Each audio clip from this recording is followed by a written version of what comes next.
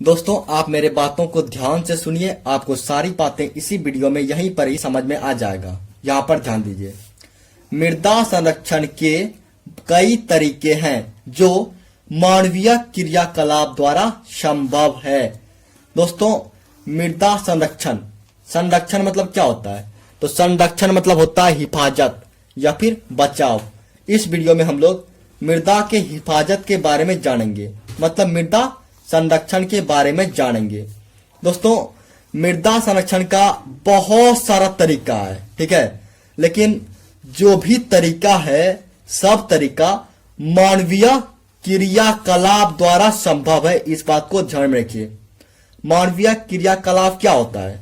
दोस्तों मानव का जो क्रियाकलाप होता है उसी को बोलते हैं मानवीय क्रियाकलाप। क्रिया मतलब क्या होता है? कार्य। तो इन सब बातों को आप आसान भाषा में समझिए कि मृदा संरक्षण मानव के कार्यों द्वारा संभव है, ठीक है। इसे एक बार अच्छे से पढ़ लीजिए। मृदा संरक्षण के कई तरीके हैं जो मानवीय क्रियाकलाप द्वारा संभव है, ठीक है। अब आगे यहां पर बढ़ते हैं। फसल चक्रण से मृदा संरक्षण किया जा सकता है। दोस्तों यहाँ पर एक शब्द है फसल चक्रण। ये क्या होता है? दोस्तों होता ये है कि दोस्तों कभी कभी खेतों में लगातार खेती करने से, मतलब लगातार एक ही फसल का खेती करने से या फिर एक प्रकार का फसल की खेती करने से खेतों की उपजाऊ शक्ति जो है वो कम होने लगता है। तो खेतों में फिर से उपजाऊ शक्ति वापस लाने के लिए हम फसल चक्रण को अपनाते हैं। तो इस बात को ध्यान में रखिए कि फसल चक्रण जो है इससे मृदा संरक्षण किया जा सकता है। इस बात को ध्यान में रखिए। अब आगे यहां पर देखिए। गेहूं, कपास, मक्का आदि को लगातार उगाने से मृदा की पोषक तत्व में कमी हो जाती है। दोस्तों यहां पर कुछ फसलों का नाम दिया हुआ है। गेहूं हुआ, कपास हुआ, मक्का हुआ। इन सब फसलों का जब हम लगातार खेती करेंगे किसी खेत में तो उस खेत की पोषक तत्व जो है उसमें कमी आ जाएगी। मतलब खेत में उपजाऊ शक्ति जो होता है उस उपजाऊ शक्ति में कमी आ जाता है जब हम इन सब फसलों का लगातार खेती करेंगे। अब देखिए यहां पर देखिए, पोषक तत्व को पुनः प्राप्त करने के लिए तिलहन दलहन की खेती की जाती है। दोस्तों जब एक ही प्रकार का फसल का जब हम खेती करते हैं किसी खेत में, जैसे कपास हुआ, मक्का हुआ, गेहूं का, इन सब चीजों का लगातार जब खेती करते हैं तो पोषक तत्व जो है वो कम होने लगता है। अब जब पोषक तत्व कम हो जाएगा तो उत्पादन भी तो कम होगा फसलों का। तो हमारे सामने एक बहुत बड़ा समस्या उत्पन्न हो जाता है। तो पोषक तत्व को हम पुनः प्राप्त करने के लिए, मतलब फिर से प्राप्त करने के लिए क्या करेंगे? तो तिलहन दलहन की खेती करेंगे। तिलहन दलहन की खेती करने से पोषक तत्व जो है ये पुनः प्राप्त हो जाएगा, मतलब फिर से प्राप्त हो जाएगा। इस बात को ध्यान में रखिए। अब आगे यहां पर ध्यान दीजिए। पहाड़ी क्षेत्रों में समोच्च जुताई से मृदा अपरदन को रोका जा सकता है। दोस्तों होता यह है कि पहाड़ी क्षेत्रों की जो खेत होती है वो खेत ढलाऊ होता है, मतलब ऊपर नीचे होता है।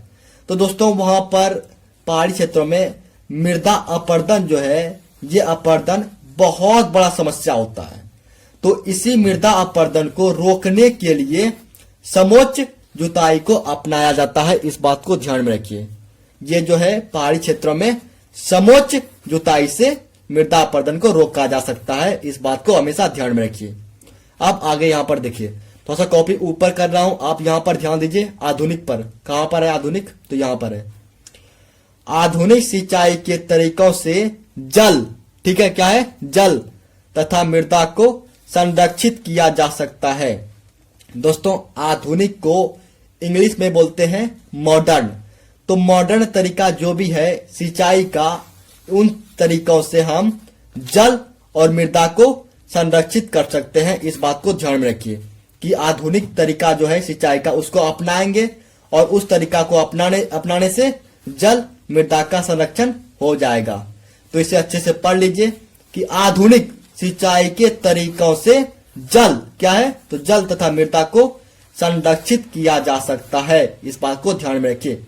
अब आगे देखिए, इसके अलावे मतलब इन सब बातों के अलावे फसलों के बीच घास की पट्टी लगाकर रसायन का उचित उपयोग करके मृदा का संरक्षण किया जा सकता है।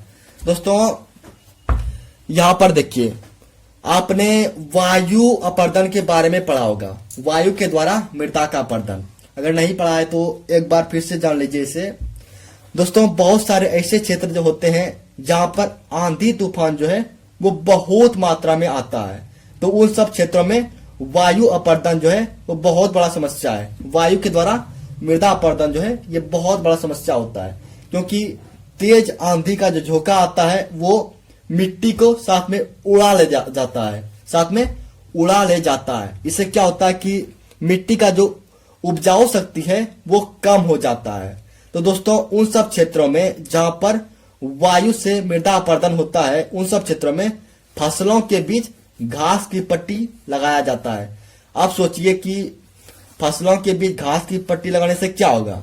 दोस्तों जब हम फसलों के बीच घास की पट्टी लगाते हैं तो ये घास की जो जड़ें हैं ये मिट्टी को बांध कर रखता है, ठीक है, जिससे क्या होता है कि तेज हवा का झोंका मिट्टी को साथ में नहीं उड़ा ले जा पाता है। तो इसे ध्यान में रखिए कि फसलों के बीच घास की पट्टी लगाकर मृदा को संरक्षण कर सकते हैं, मतलब मृदा का संरक्षण कर सकते हैं। अब यहाँ पर है रसायन। दोस्तों होता यह है कि कभी कभी जब हम अधिक मात्रा में खेतों में रसायन का उपयोग करने लगते हैं तो इससे हमारे सामने एक बहुत बड़ी समस्या उत्पन्न हो जाता है। होता यह है कि रसायन का अधिक उपयोग करने से खेतों में जो छोटे छोटे जीव होते हैं जो हमारे फसलों के लिए लाभदायक होता है, उन छोटे छोटे जीवों की मृत्यु हो जाता है, जिससे हमारे खेतों की उपजाऊ शक्ति कम होने लगती है। इसीलिए दोस्तों रसायन का उपयोग जो है उचित मात्रा में करना चाहिए ताकि मृदा का संरक्षण हो, न कि मृदा का अपर्दन हो। अगर हम रसायन का अनुचित मात्रा में उपयोग करेंगे, मतलब अधिक मात्रा में उपयोग करेंगे, तो मृदा का अपर्दन होगा। लेकिन अगर हम रसायन का उचित मात्रा में उपयोग करते हैं तो मृदा का संरक्षण होगा। तो दोस्तों इन सब बातों को आप ध्यान में रखिए। फसलों के बीच घास की पट्टी लगाकर रसायन का उचित उपयोग करके मृदा का संरक्षण किया जा सकता है। इन सब बातों को आप ध्यान में रखिए। दोस्तों यही था हमारा मृदा संरक्षण। इससे पहले मैं और भी कई सारे टॉपिक पर वीडियो बना चुका हूं, कुछ वीडियो का लिंक ऊपर डिस्क्रिप्शन में दिया हुआ है, आप चाहें तो उन सब बातों को देख सकते हैं। और दोस्तों आप चाहें तो इन सब बातों को लिख सकते हैं, क्योंकि मैंने एक आंसर तैयार किया है। जैसे मैंने लिखा है उसी तरह से आप चाहें तो इन सब बातों को लिख सकते हैं, या फिर अपने मन से अगर चाहें तो बदलाव कर सकते हैं, आपकी मन पर डिपेंड करता है। और दोस्तों आप चैनल को सब्सक्राइब कर दीजिए ताकि जब भी मैं वीडियो अपलोड करूं तो आपके पास पहुंच जाए। यहाँ इन सब बातों को आप चाहें तो लिख सकते हैं।